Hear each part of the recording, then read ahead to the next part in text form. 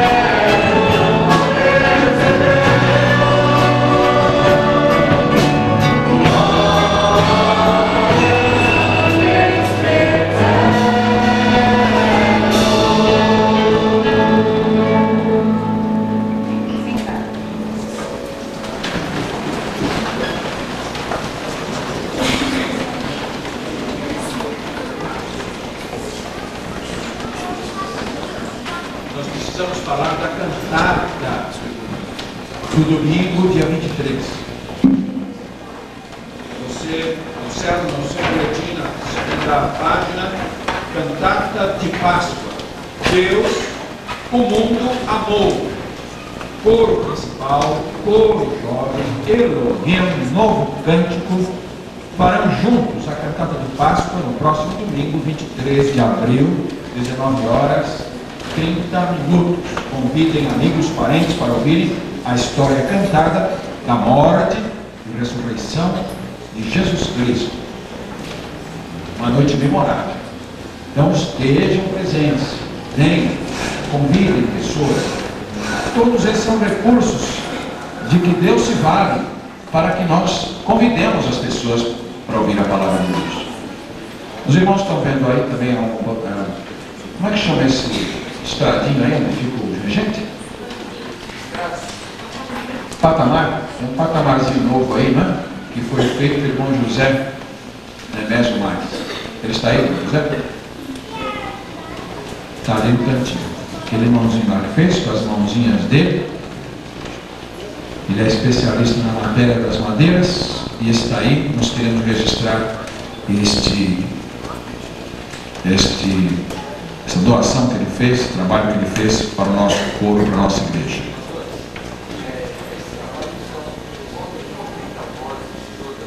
"90 vozes cantando na cantata." 90 vozes cantando nessa cantata. Então, venha. Vai ser gravado e tudo. Se você depois quiser reservar também uma fita para você, você pode reservar, dá-la de presente a alguém, porque é uma forma de evangelizar. Tá bom? O nosso coro está cantando muito bem e, infelizmente, é um estilo de música que está sendo abandonado pelas igrejas. Infelizmente. A música, o canto coral, é uma coisa de uma sacralidade notória, né? Diferente de tudo que se faz termos de música no mundo, é algo feito especialmente para Deus. E muita gente gosta da nossa igreja porque diz, lá meus irmãos tem coro, faz tempo que eu não ouço coro bem cantado. Lá no centenário dele, chamou o pastor Agenor Caldeira Diniz em 1318. Né? Nós gostamos de cultivar a boa música. Então você é nosso convidado, se você quiser reservar depois uma fita, são 90 cantores, para você dar de presente a alguém que você ama, que você quer evangelizar, que você quer falar de Deus. Uma informaçãozinha final sobre o encerramento da nossa campanha 2000 de missões mundiais. O representante do nosso conselho missionário vai falar para os irmãos os dados. Irmãos, deixa eu falar, tá? Irmãos, eu já falei de manhã, né? Todos sabem nosso tema e nossa divisa. Depois de um mês, vamos lá ver se todo mundo. Primeiro tema, vede, é tempo de ceifar. Vede, é tempo de ceifar. Agora a divisa. Levantai os vossos olhos e vede os campos que já estão brancos para ceifar. Levantai os vossos olhos e vede os campos que já estão brancos para a ceifa. João 4:35. Bom, aqui nós temos assim, um panorama do que aconteceu. Eu tinha falado com os irmãos que esse painel que foi confeccionado pelas mensageiras do rei seria, sobre a liderança da Lilian Bumbers, seria usado para colocarmos os alvos. E realmente isso aconteceu de manhã. Quem não estava, perdeu, foi emocionante. Mas eu acho que tem muita gente que queria saber. Que tem irmãos que contribuíram à noite, tem irmãos que só sabiam do alvo e não sabia se alcançou, se não alcançou. Então eu achei importante estar passando para a igreja o que aconteceu. Inclusive pela manhã eu comentei sobre o cofrinho, eu não sei se estavam todos presentes, um cofrinho que a irmã Ana confeccionou para as crianças, que é quase caminhando, o alvo era R$20, a classe alcançou R$95,16. Um cofrinho que ela fez, é trabalho dela, um para cada criança. O Fernando não podia ver uma moeda que ele colocava lá. A Ivonete me falou que o Leandro era a mesma coisa. Acho que o missionário está querendo uma balinha, né? Colocava lá a moedinha. Isso é fazer missões. Nós podemos fazer isso o ano inteiro em nossos casas. Um cofrinho lá, até chegar a próximas missões. Aí já pensou quanto vai ter? Próximas missões é no mês 6, missões estaduais. Na verdade, todas as classes alcançaram o alvo, a escola bíblica dominical também, e a congregação, que é uma informação que muitos irmãos não tinham, para mim também foi uma surpresa. A congregação do Jardim da Conquista, ela tinha um alvo e ela superou. A congregação, o alvo era R$100 e ela alcançou R$110. E a nossa igreja, os irmãos se lembram o alvo? 5.500. Nós ultrapassamos. Para a honra e glória do nome de Deus, nós chegamos em R$7.279,87. Isso é fora os 110, porque nós vamos enviar os 110 em nome da congregação. Nossa igreja vai enviar R$7.279,87.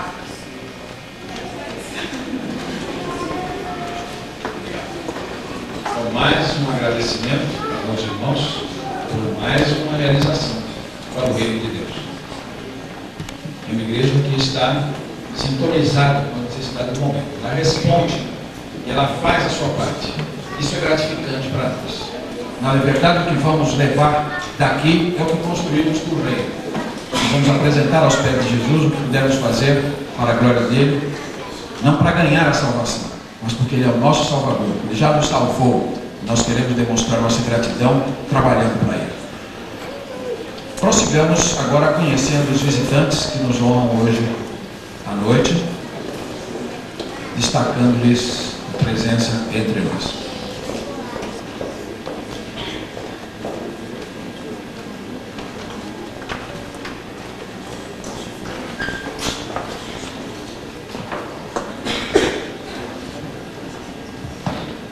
Boa noite, irmãos. É com prazer que estamos aqui novamente e hoje eu estou muito feliz porque a nossa igreja está assim recheada de visitantes. Eu fiquei tão feliz quando começa a chegar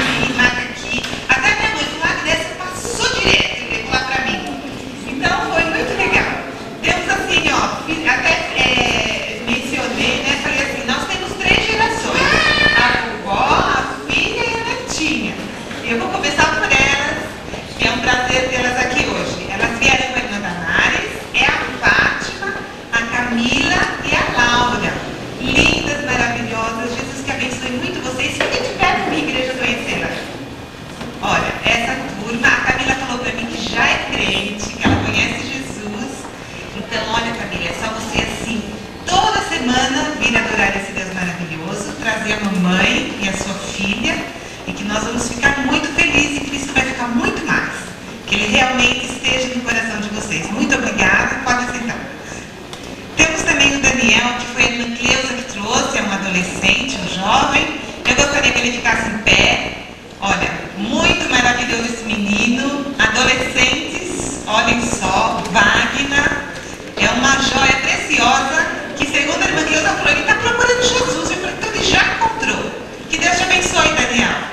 Que Jesus realmente seja a sua meta nessa estrada grande que você tem a trilhar. Deus te abençoe. Pode sentar.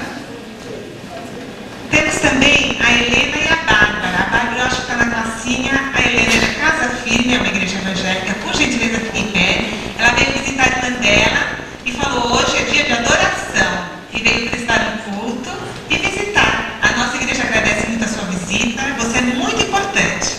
Toda vez que vier para esse lado, venha nos dar um abraço. Tá bem? Deus te abençoe. Pode sentar. O Josué, cadê o Josué? Quem trouxe o Josué foi o irmão Josué, ele está lá atrás. Também é uma bênção tê-lo hoje aqui, Josué. Que Deus esteja te iluminando e tenha uma mensagem importante e especial no seu coração nessa noite. Volte outras vezes, que vai ser sempre um prazer receber. A Ana Paula foi a que passou batida, né, Ana Paula? Deus te abençoe, ela é da Igreja Assembleia de Deus, também uma adolescente, que Jesus também seja a sua meta nessa vida maravilhosa, tá bom? Pode sentar, muito obrigada. E tem uma observação. Nós temos duas visitas, uma terceira que ela falou, Águida, eu não sou visita. Eu falei, tudo bem, você veio, não sou membro daqui. Tá bom, você não é membro? Então de que igreja você é? Da Igreja Batista do Guatemi. É o Francisco, Antônio Francisco Silva, e ele trouxe duas visitas. Então esse é o mais importante. Antônio, fica de pé só para saber quem é você, porque nós já te conhecemos. Ele trouxe o José Ferreira, da Igreja Presbiteriana, e o Francisco Cândido. É um prazer tê-los conosco. A minha igreja fica muito feliz quando a gente recebe pessoas maravilhosas como vocês. Que Jesus esteja abençoando e que a mensagem dele passe naquele cantinho que está mais precisando nessa noite, tá bom? Muito obrigada. Obrigada, irmão. E leve um abraço nosso para a sua igreja, tá bem? Muito obrigada. Temos outros visitantes, sim, que falam, eu não vou dar meu nome, eu já sou da casa, mas ainda não são membros. Nós agradecemos da mesma forma. E que todos estejam no nosso trabalho maravilhoso de sábado próximo, cultuando e louvando a Deus. Muito obrigada. Quero também dizer que a Celise está conosco e o Caio também, a esposa do pastor Gilberto. Eles estão indo para Guaíra, não é isso? No estado de São Paulo. O pastor Gilberto já foi, está assumindo uma igreja em Guaíra. O Caio esteve em tratamento, a igreja esteve orando, muitos irmãos orando. O garotinho está aí, graças a Deus, tudo bem com ele. Pronto já para viajar. Obrigado pela presença do Celise. Deus abençoe, é uma alegria ver o garoto aí bonito e forte. Uma bênção de Deus para nós também. Agora nós temos aqui o coro da igreja para cantar. Eles ensaiaram hoje bastante e se preparando para esse momento. E nós vamos oferecer também este hino aos visitantes. Todos os que nos visitam, queremos oferecer também com muito carinho para vocês.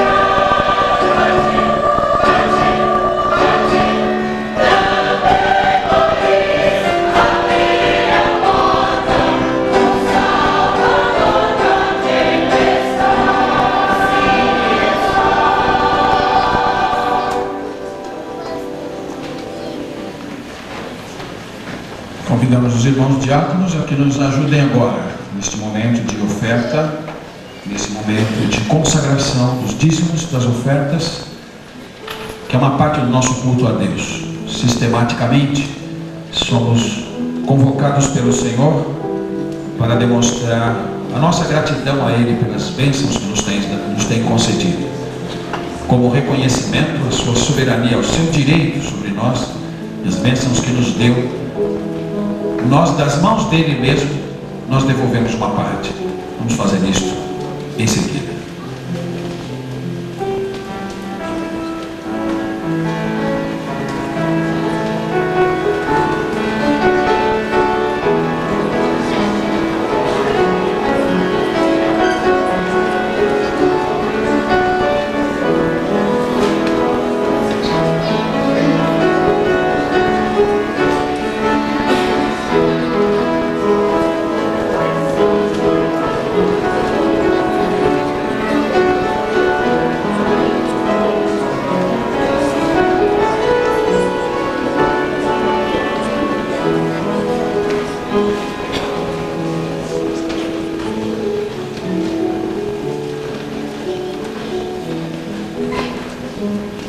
O irmão Enzo Carossi vai agradecer ao Senhor.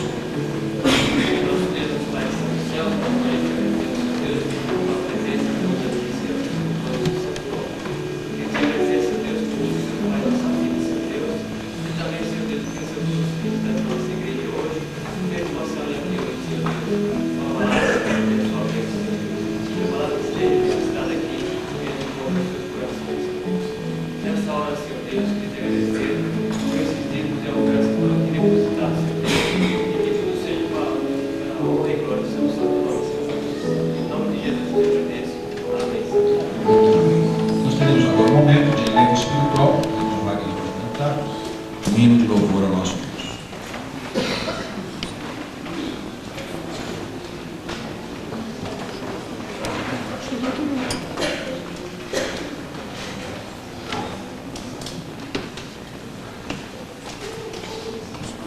Antes de fazer o solo, eu gostaria de avisar os irmãos que acertaram comigo da viagem para o Rio, que me procurem hoje no final do culto. Hoje era o prazo final, então eu gostaria que os irmãos não se esquecessem de me procurar para nós estarmos acertando, tá bem? Eu não preciso mais fazer bastante propaganda, os irmãos já sabem da nossa viagem para o Rio de Janeiro. Então eu gostaria que ao final do culto os irmãos me procurassem ou a mim ou a Ana Lúcia, porque nós estamos fazendo o fechamento aí das contas, tá bem? Obrigada. O hino que eu vou cantar é um hino bem conhecido dos irmãos e é uma prova de tudo que tem acontecido na nossa igreja, né? Eu fico muito honrada de ser membro aqui da igreja do Quarto.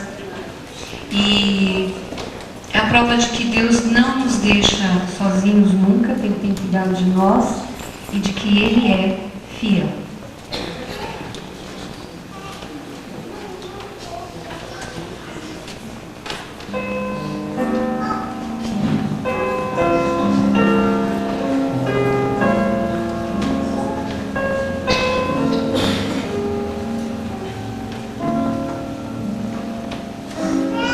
Tu és fiel, Senhor,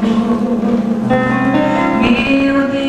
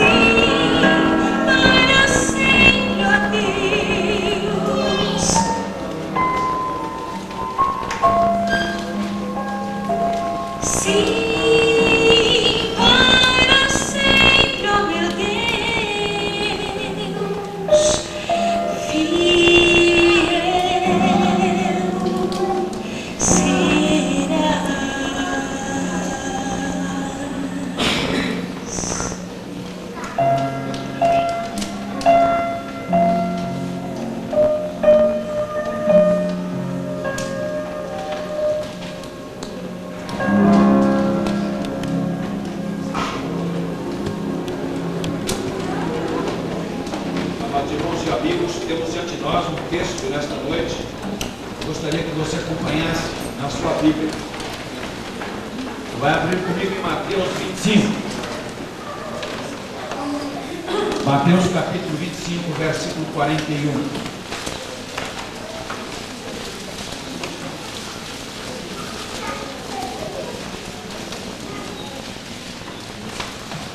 Evangelho de Mateus, capítulo 25, versículo 41.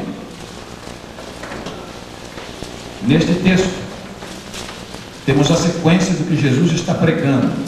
Os capítulos 24 e 25 fazem parte do chamado sermão escatológico do Senhor Jesus Cristo. Em outras palavras, o sermão das coisas do fim. E nesse versículo, Cristo diz peremptoriamente: então dirá também aos que estiverem à sua esquerda: apartai-vos de mim, malditos, para o fogo eterno, preparado para o diabo e seus anjos. Se fosse dar um título para a meditação desta noite, eu chamaria de o assunto mais impopular do mundo. O assunto mais impopular do mundo.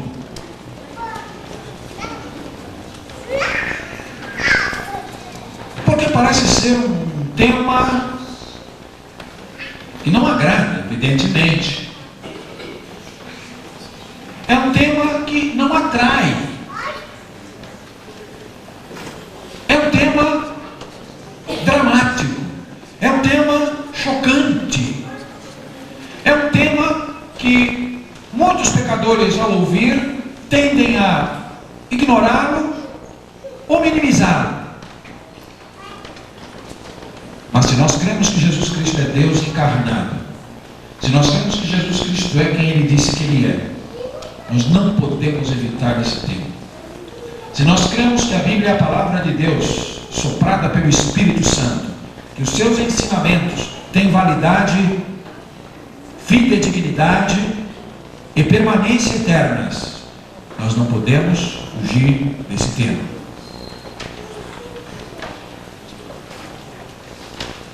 No dia 4 de fevereiro de 1972, eu estava de serviço na torre de controle do aeroporto do Campo de Marte.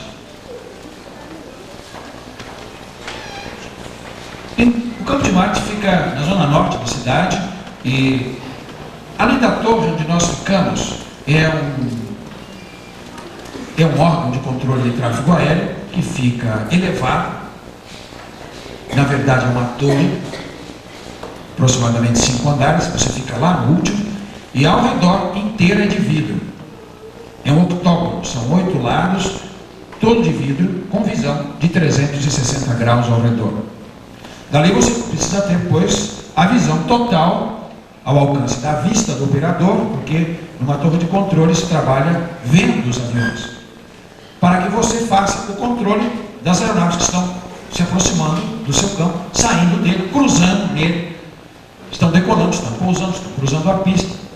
Então, o operador faz todo esse controle visualmente. Lembro-me que era um dia bem tranquilo.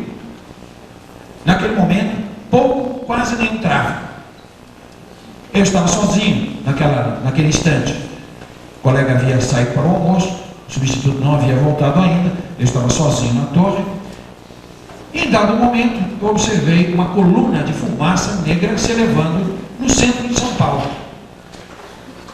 O operador da torre tem um forte binóculos, que ali é exatamente para checar o trem de pouso dos aviões, etc. Eu apanhei aquele binóculos e olhei, e surpreso, e traumatizado, vi um prédio em chamas. E rompera um incêndio no edifício Andraus. Foi o primeiro grande incêndio da cidade de São Paulo. 2 anos depois foi no Joelma. Mas esse foi o primeiro. Estava ali na região um helicóptero, eu me comuniquei com aquele helicóptero e pedi ao piloto que, se possível, desse uma sobrevoada na região. Imediatamente, aquele aviador se dirigiu para lá e constatou, naquele tempo não havia ainda nas televisões os helicópteros das emissoras de televisão, não havia, a polícia não estava equipada ainda com helicóptero, em 72. Então, evidentemente, ele se aproximou do local, percebeu o que acontecia, comunicou a mim e, entre esse helicóptero e a torre de controle, nós fizemos o acionamento da emergência daquele acidente. Eu podia ver mesmo à distância, no terraço do edifício, na parte de cima do edifício, aos poucos acumulando-se algumas pessoas. E o que aconteceu depois, para simplificar a história, vários helicópteros foram chamados e um tipo de resgate por cima começou a ser feito, porque o incêndio começou de baixo e as pessoas que puderam foram subindo os andares para tentar escapar das chamas, que não podiam descer. Descer era ir de encontro às chamas. Ficar onde estavam e esperar que a chama chegasse. A única coisa que podiam fazer era subir para adiar o máximo possível a possibilidade de serem alcançadas pelo fogo. Houve casos de pessoas presas nos elevadores. Houve casos de pessoas intoxicadas nos próprios escritórios, não puderam sair, ou vacilaram na saída esperando uma outra coisa qualquer. Houve casos de pessoas que tentaram respirar pelas janelas, então não podiam voltar. E houve casos de pessoas que se lançaram do topo do edifício, preferindo a morte na queda do que perecer carbonizado. Vi muitas pessoas sendo resgatadas, os helicópteros saíam de lá, pegavam as que podiam, eles baixavam sobre o edifício e alguém ajudava as pessoas. O helicóptero não pousava, não podia pousar devido ao calor, de apagar o motor, ele ficava com uma escadinha, mais ou menos acima do solo, e as pessoas que podiam iam subindo, e depois outros helicópteros começaram a ir, fizeram uma ponte aérea, essas pessoas eram levadas para o campo de Marte. Ali havia, e ainda há hoje, um hospital, e ali os primeiros socorros eram feitos. Eu vi as pessoas descendo do helicóptero, algumas correndo, desesperadas, como se ainda o fogo estivesse alcançadas. Outras se ajoelhavam ao chão, outras caíam desmaiadas ali, pela emoção de estarem em segurança. Outras caíam num riso patético, não é? Um riso histérico. Outras gritavam. Uma cena que, quantos anos eu viver, jamais me esquecerei. Não é uma coisa boa de se ver, não é uma coisa boa de se pensar, não é um assunto bom para se trazer.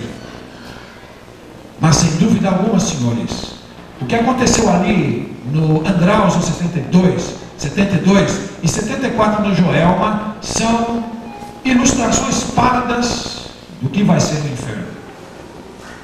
Ilustrações pálidas do que vai ser o inferno.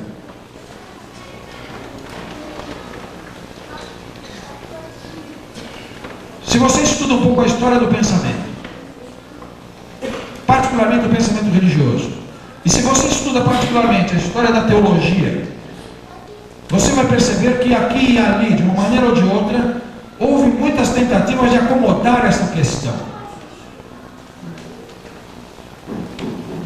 Algumas tentativas de tirar da enciclopédia teológica, de tirar da enciclopédia doutrinária do cristianismo a doutrina do inferno. Uns não podendo evitar o que está escrito, não, mas isso aqui é simbólico, isso aqui é um símbolo apenas, não vai acontecer, isso é só um símbolo. E devo dizer-lhes que se isso é um símbolo, então a realidade é 10 mil vezes pior. Todas as vezes que a Bíblia usa um símbolo para nos mostrar uma realidade, é porque essa realidade é tão transcendente, é tão grandiosa, que não é possível ser dita em palavras. Então é usado um símbolo comparativo.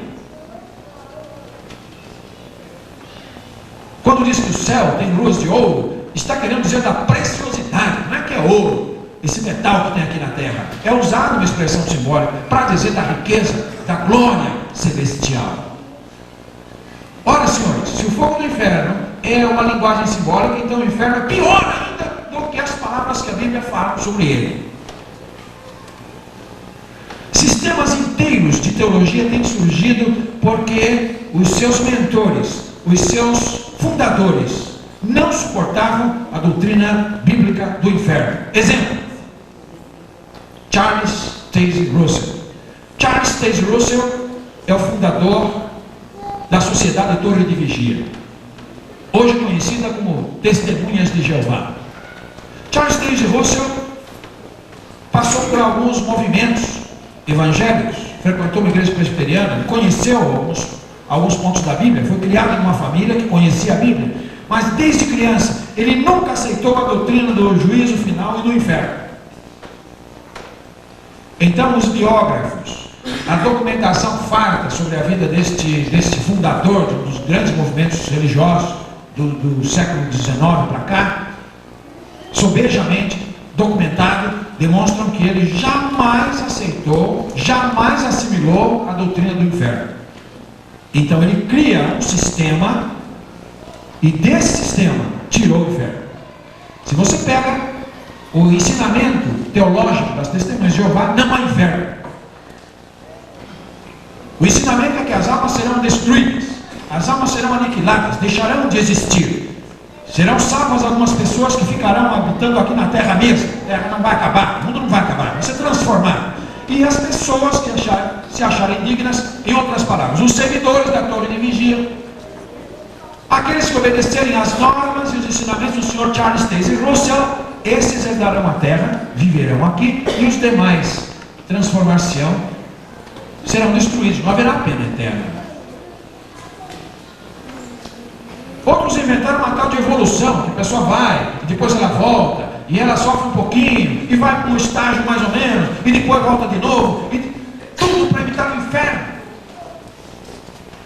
Outros inventaram mediadores, intermediários, que poderão, se a pessoa estiver sofrendo um pouco, aquilo pode ser abrandado, ou pode ser abreviado, e no fim todos serão salvos.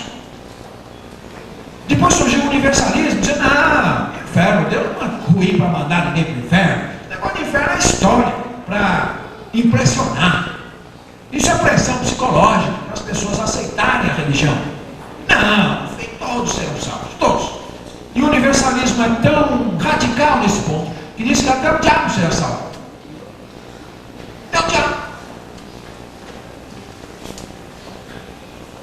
Mas se nós nos voltamos para a Bíblia, se nós levamos a sério o que Jesus Cristo diz, se Cristo é Deus encarnado, se Ele é a expressão verbal de Deus em pessoa, nós não podemos fugir da questão do inferno.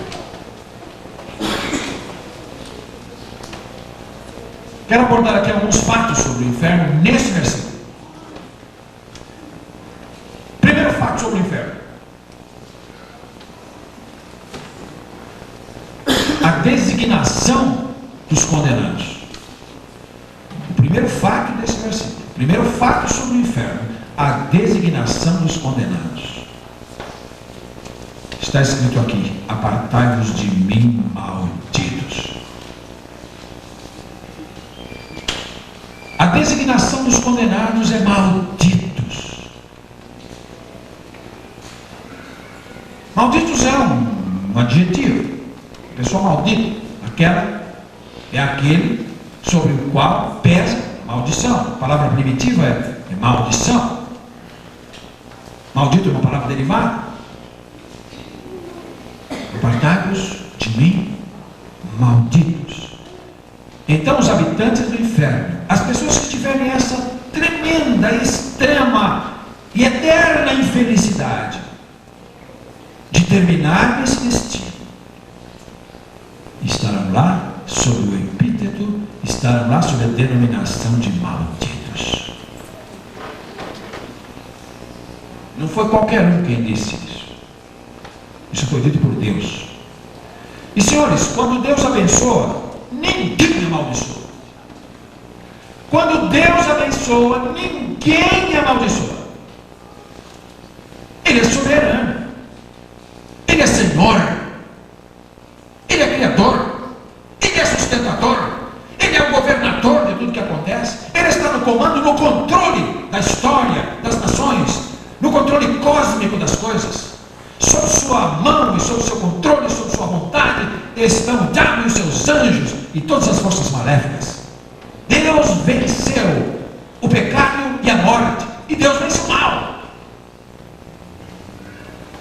Na mente de Deus, no coração de Deus, na intenção de Deus, na definição de Deus, já estão vencidos. Uma questão de tempo para nós. Quando Deus abençoa, ninguém amaldiçoa. Eu fico pensando que alguns seguidores de Cristo às vezes são iludidos por causa disso. Eu soube de umas pessoas, membros de uma igreja, que dizem que é evangélico, e essas pessoas estavam com alguma dificuldade no seu comércio. E então os líderes da igreja disseram: olha, o problema é que tem uma maldição em cima de você. Enterraram um sapo na frente da sua loja. Nós temos que ir lá desenterrar esse bicho, e nós temos que acabar com essa maldição. Isso é ridículo, senhores. Pode enterrar todos os sapos da Amazônia, onde quiser, porque quem Deus abençoou, ninguém amaldiçoou. Tem medo de despacho, de galinha preta, de sapo enterrado? Não, senhores. Quem Deus abençoou, ninguém amaldiçoa. Não é nosso papel invectivas contra o inferno. Não é o nosso papel desafiar o diabo. Isso não é o meu papel. Mas o meu papel é saber exatamente quem eu sou nas mãos de Deus. O meu papel é saber da minha credencial. O meu papel é saber qual é a segurança, qual a garantia que Deus me dá. E uma vez ciente disso, eu estou proibido de ter medo dessas coisas. Porque quando Deus abençoa, ninguém amaldiçoa. Se você é um crente em Jesus Cristo, se você se converteu, se você recebeu o perdão dos seus pecados, se o Espírito Santo habita no seu coração, não há macumba, não há feitiço, não há trabalho, não há encosto, não há olho gordo. Havia uma família aí de outra denominação, estavam reunidos na casa da pessoa, pedindo olho gordo na família, tem um olho gordo, tem que afastar. E aí clamando a Deus: Senhor, afasta o olho gordo, olho magro. Isso não existe na vida do crente. Porque quando Deus abençoa, ninguém amaldiçoa. Mas o contrário, a recíproca também é verdadeira. Quando Deus amaldiçoa, ninguém abençoa. Ponha no seu coração esse fato. Da mesma maneira que estamos seguros em Jesus Cristo, e todos os males do inferno não podem atingir o crente para fazer de mal, para amaldiçoar, para fazer regredir os seus negócios. São provações da vida. Nós aprendemos nas provas também. Mas a Bíblia diz que Deus vai amaldiçoar algumas pessoas. E quando Deus amaldiçoa, ninguém mais poderá abençoar. Então, o primeiro fato a respeito dessa situação de inferno, de condenação eterna, porque existe, porque é um fato claramente estabelecido no Novo Testamento. Porque o Novo Testamento fala mais do inferno do que do céu. Se nós cremos no céu, não há como nós evitarmos crer também no inferno, porque fala muito mais. Eu faço um desafio, ou até uma sugestão, que você leia o seu Novo Testamento com um lápis bicolor, vermelho e um azul. As passagens que falarem sobre a esperança do céu, você sublinha de azul. E as passagens que você encontrar relativas à perdição, às penas eternas, à maldição de Deus, ao fogo do inferno, você põe em vermelho. E você terá a constatação, você mesmo, em primeira mão, você e a Bíblia, você e o livro de Deus, você e o livro sagrado, você e as Sagradas Escrituras, você chegará à sua própria conclusão. Não é para acreditar no Charles Taze Russell. E eu diria, não é para acreditar nem na tese do pastor Haroldo. É para você ler Bíblia e saber se Jesus disse isso mesmo. Porque se Jesus disse isso mesmo, vale a pena levar a sério. Senhores, guardem no coração esse primeiro fato. O título, a designação, a identidade, a marca daqueles que para lá irão, infelizmente. A Bíblia diz: malditos. E malditos por Deus. Segunda coisa, a pena. Segundo fato, a pena. Primeiro fato é o título. Que título leva? Sobre que designação se encontra? A segunda é a pena. A pena, na verdade, é uma consequência por ato ilícito. A pena existe onde existe justiça. Só não existe pena onde não existe a justiça. Não raro nós olhamos nos programas, na mídia, coisas bárbaras que acontecem. Nós já vivemos na cidade mais violenta do planeta. São Paulo já passou o Rio de Janeiro. Rio de Janeiro, Baixada Fluminense, era o lugar mais violento do mundo. Já perdeu para São Paulo. São Paulo já é a cidade mais violenta do mundo. Já passou o Rio de Janeiro. Mas dentro de São Paulo, nós vivemos na Zona Leste. Nós herdamos agora da Zona Sul a liderança. Essa região, o epicentro aqui, São Mateus, já é a região mais violenta de São Paulo. Então você que está sentado aqui, neste endereço hoje à noite, você está vivendo e você está presente no pedaço de terra mais violento do planeta.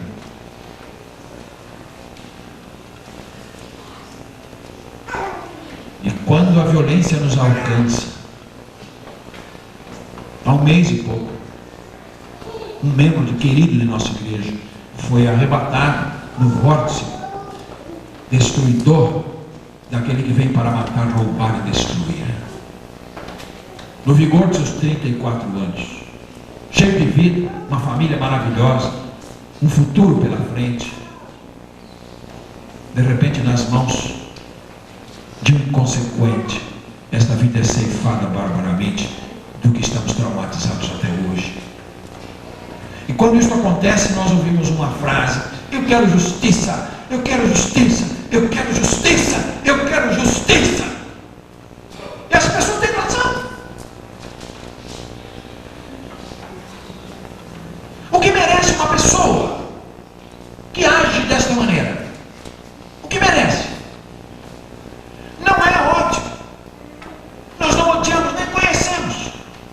Não é vingança. Nós não queremos vingança. É apenas um senso legítimo de justiça. Algo que foi feito contrário à lei espiritual maior, o respeito à vida. Direito humano reconhecido universalmente, direito à vida. E se alguém atenta contra esse bem maior, evidentemente que não se espera que se dê a ele um prêmio. Você não espera que aquilo seja levado levianamente. O clamor da justiça exige a polícia. Por isso há polícia, por isso há promotores, por isso há advogados, por isso há juízes e por isso há sistemas penitenciários.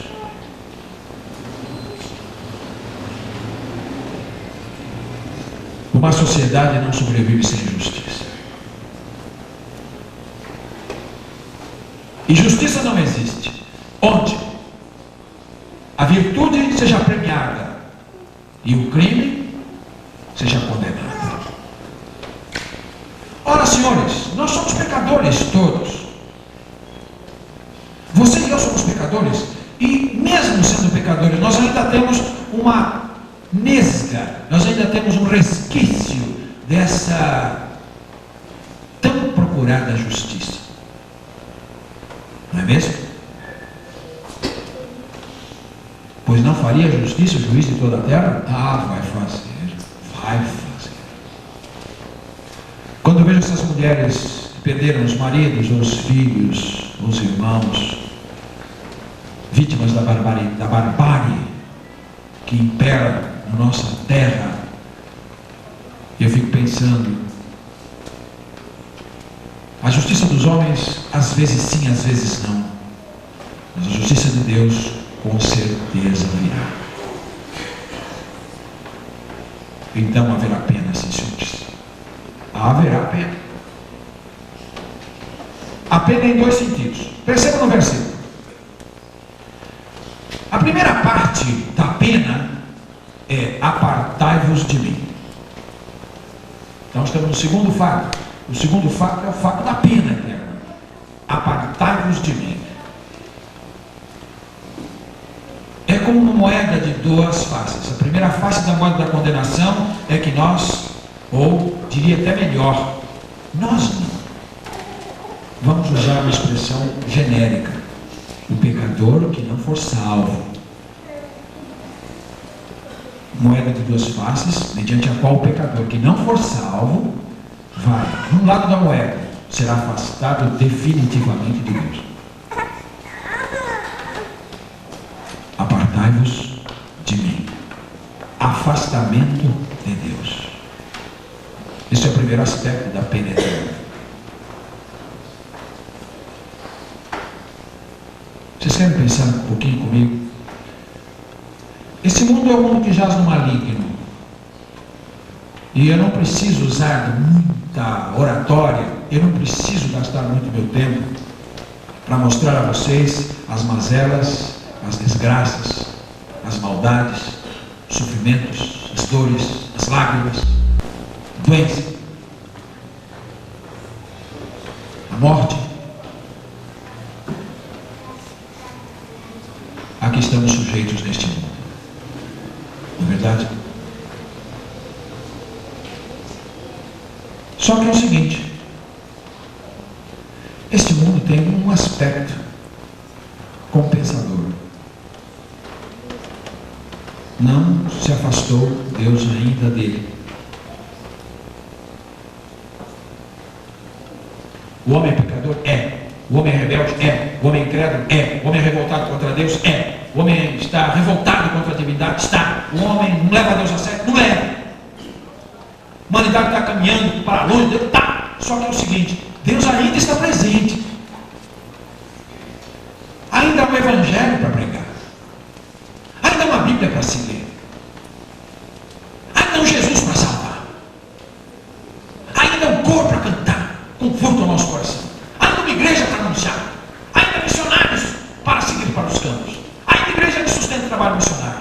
Ainda movimentos de pregação do evangelho.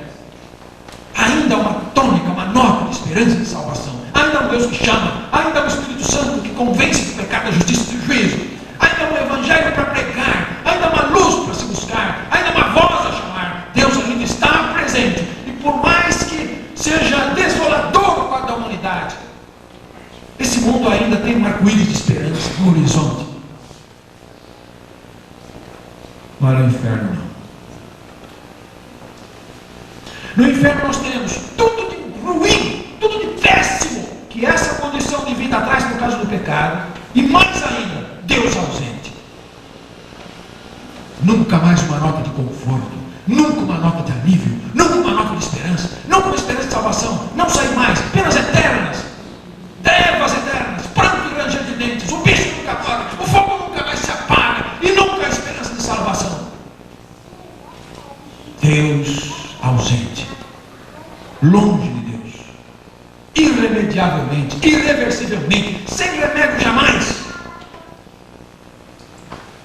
E do outro lado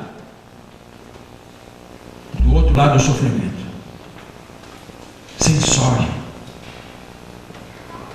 O sofrimento não só moral e espiritual de uma alma que está no inferno, apesar de tudo que Deus fez para não ir para lá.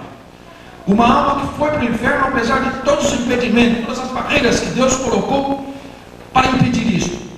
Apesar de todas as vozes de Deus chamando, convocando ao arrependimento. Apesar do amor de Deus. Apesar dos apelos inflamados do Espírito Santo. O pecador não quis, não aceitou, vai fazer o quê?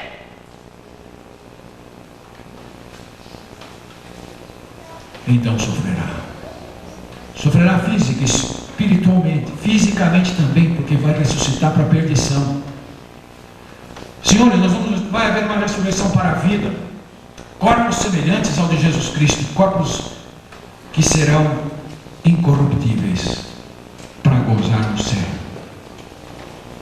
Mas haverá também uma ressurreição para a perdição, corpos para sofrer no inferno. Apartai-vos de mim para o fogo.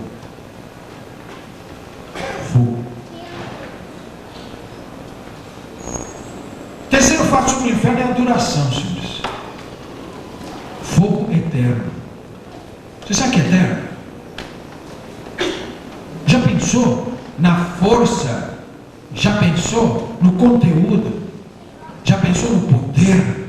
Já pensou na expressão do vocábulo eterno?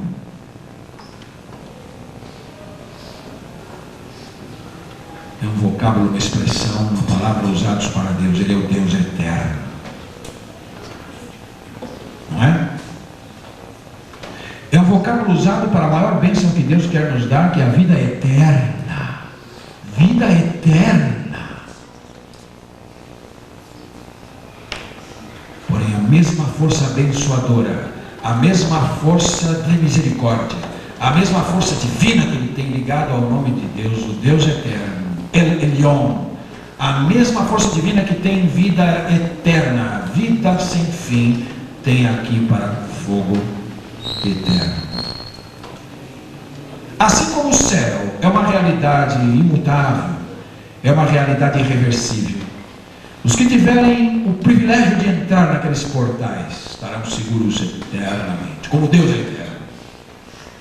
Mas aqueles que forem banidos daqueles portais também estarão condenados eternamente, porque o inferno é eterno.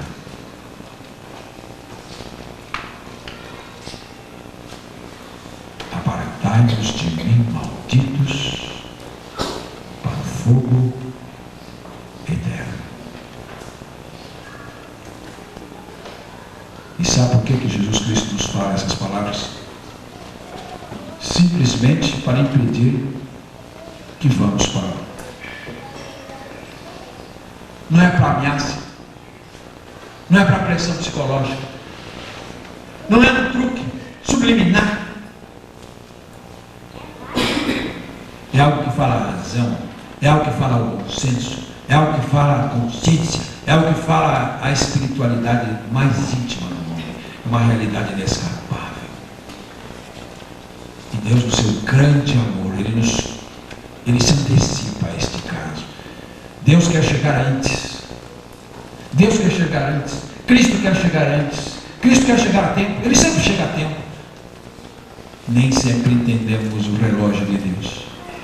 No relógio do homem amanhã, é depois, é quando ficar velho, é quando ficar doente, é quando casar, é quando se formar, é no fim da vida, quando entender melhor, quando tiver mais tempo.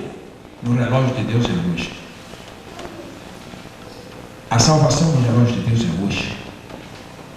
Primeira carta aos Coríntios, a Bíblia diz: hoje é o dia aceitável, agora é o tempo da salvação.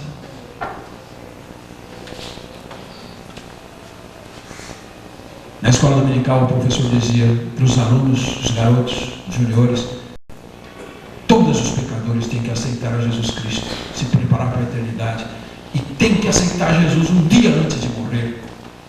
Havia um aluno que estava na frente prestando atenção e falou: professor, tem um problema, ninguém sabe quando vai morrer. Falou: por isso tem que aceitar hoje. E é verdade, senhores, é verdade. Então, eu sou muito agradecido a Jesus Cristo, porque uma das passagens que eu ouvi pregar na rua, garoto de 18 anos, no auge da ilusão, da vaidade, no auge dos planos de vida, com o coração pleno das coisas das vaidades do mundo, Deus colocou alguém no meu caminho para dizer: Ele vai dizer para alguns que estiverem à esquerda: apartai-vos de mim, malditos, para o fogo eterno. O Espírito Santo usou essas palavras de fogo para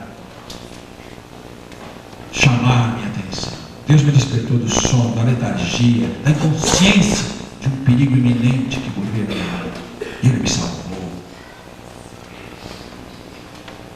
Fico pensando no Joel, no edifício Andraus. Ninguém podia se salvar, não. Ninguém podia se salvar. Ficar era esperar o tempo do fogo. Saltar era a morte certa no abismo. Não podia fazer nada. Só podiam fazer uma coisa: só podiam ser salvos.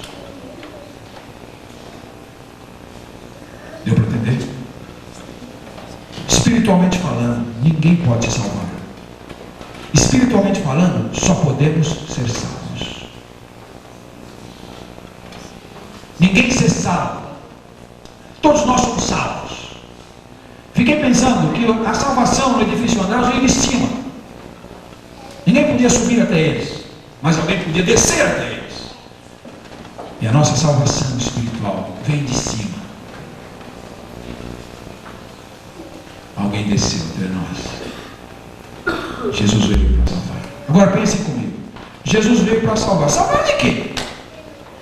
Se não existe inferno, não existe condenação, não existe fogo eterno, não existe penas eternas, salvar de quê?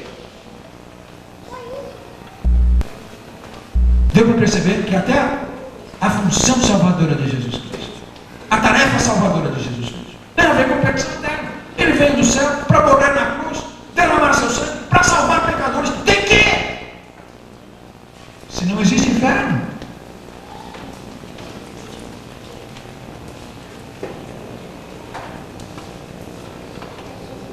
Numa universidade dos Estados Unidos, havia 276 alunos residentes.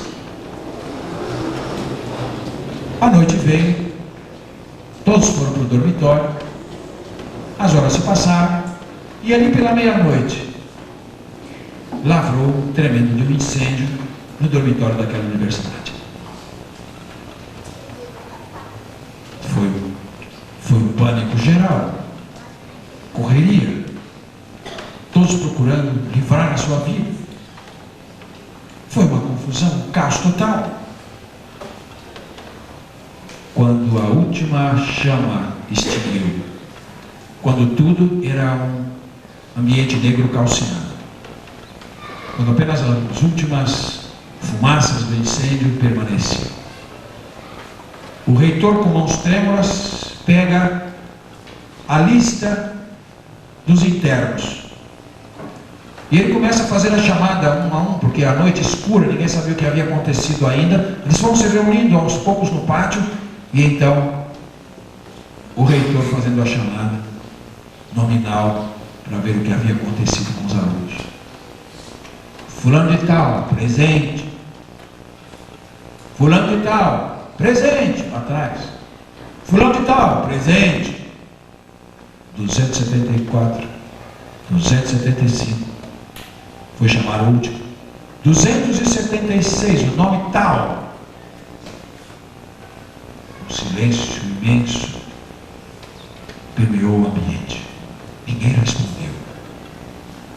Com mãos trêmulas, mais uma vez, o reitor repete o nome.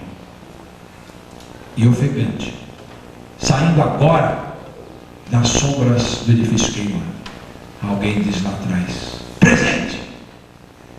E o reitor se ajoelha e ora a Deus, dizendo: Senhor, eu te agradeço, todos estão salvos. Um dia, na eternidade, Deus vai fazer uma chamada. Jesus vai fazer essa chamada. E se o seu nome não estiver nessa lista, não há mais esperança para você. Mas hoje, Jesus chama para ser seu Salvador. Ele quer se interpor entre você e o inferno. Ele quer ser o grande anteparo. Ele quer ser a segurança. Ele quer ser o abrigo que você e eu precisamos, para não sofrermos jamais esse perigo, esta ameaça. Estarmos seguros nas mãos dele. Vamos ouvir o contrário. Se você continuar lendo, você vai ver que ele dirá aos que estiverem à sua direita: olha, são dois lugares só, esquerda e direita, não existe meio. Não existe meio termo, não existe cinza nesse negócio. Ou é céu ou inferno, não tem jeito. É direita ou esquerda. E ele vai dizer aos que estiverem à direita: venha, venha. Deus chamando, Deus chamando. Não é Deus dizendo sai, é Deus dizendo vem. E depois ele vai dizer: benditos de meu Pai. Quando Deus abençoa, ninguém abençoa. E possuir por herança o reino que vos está preparado desde a fundação do mundo. Vamos inclinar as nossas frontes nesse momento. Eu gostaria de fazer um convite nesta hora, muito singelo, não vou me demorar nele mais do que 2 minutos. para ser aqui um representante, um porta-voz de Deus, para perguntar a você. Deus, através deste pregador, vai perguntar a você se você quer aceitar Jesus no seu coração hoje à noite, se você quer colocar a sua confiança no que Jesus falou sobre o inferno, e se você quer concordar com Ele, que sem Ele não há esperança para você e para mim.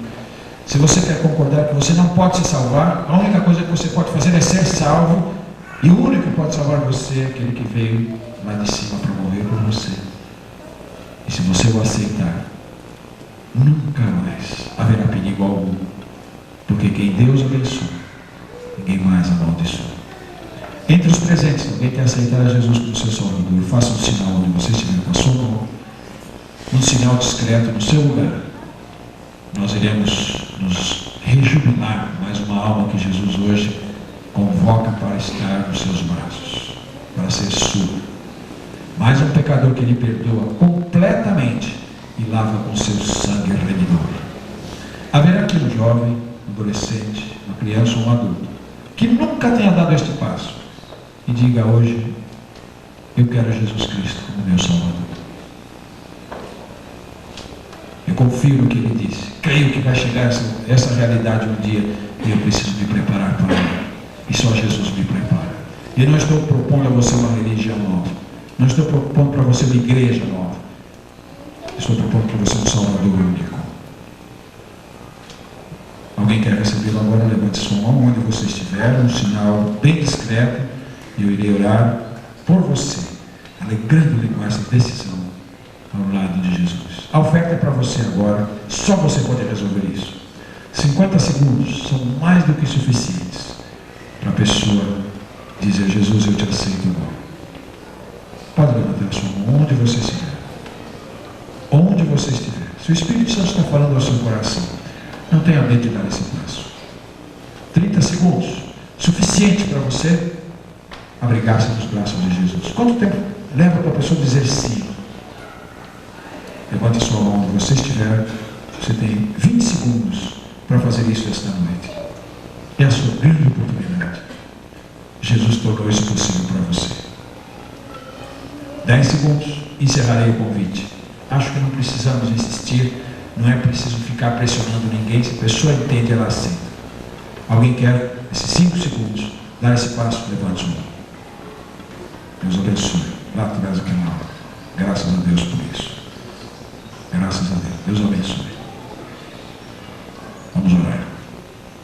Pai Celestial, neste momento acabamos de anunciar a Tua palavra, Senhor. Anunciar a Tua salvação. Tão necessário e urgente pelo perigo que ronda as nossas almas. E nós oramos por esta alma que se entrega a Ti nesta noite. Bendito Pai, concede aquela alegria gloriosa nesse coração. Que possa voltar para a sua casa na serena e segura tranquilidade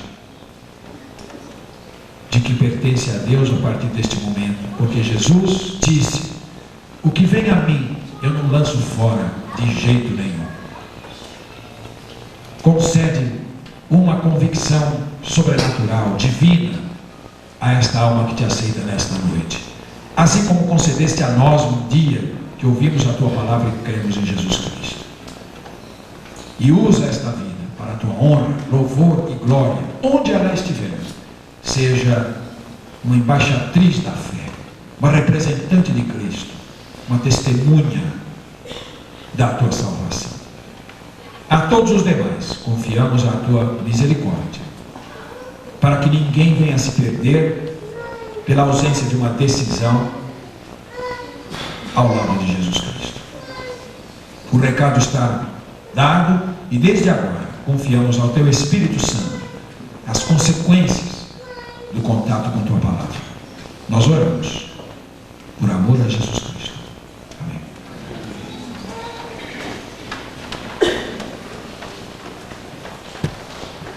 Nós vamos concluir o culto desta noite com a bênção apostólica. Vamos aguardar uma bênção, depois haverá o pós-lúdio do piano, estaremos despedidos.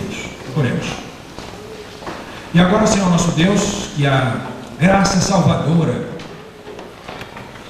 de Jesus Cristo, teu Filho amado, que o amor insondável de Deus, o nosso eterno Pai, que as doces consolações do Espírito Santo estejam com teu povo reunido neste lugar, assim como em toda a face da terra, desde agora e para sempre.